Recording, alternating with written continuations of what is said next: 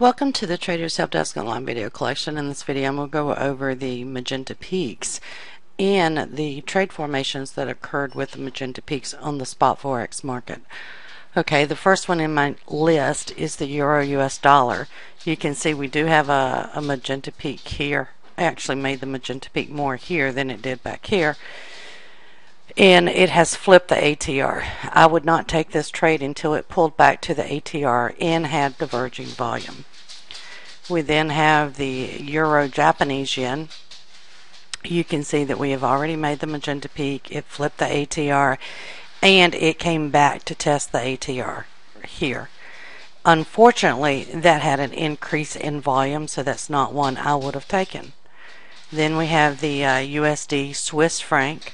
It has just now flipped the ATR, so it would have to come back and test the ATR on the diverging volume. We then have the USDJPY.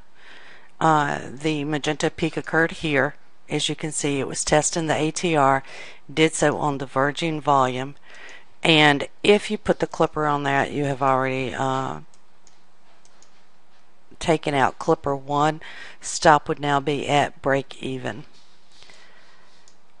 Then on the British pound Japanese yen, pretty much the same setup. You did get your magenta peak, came back to test the ATR, did so on diverging volume.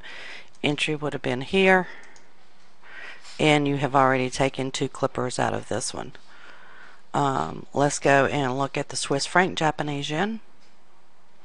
Again, exactly the same formation, except as it pulled back to the ATR here, you can see that it did so on increasing volume. I would not have taken this trade. And then we have the Aussie yen, and as you can see, we had the magenta peak, pulls back to the ATR, does so on diverging volume, and this would be your entry point. You've already taken 2 clipper levels. Very nice specific setups.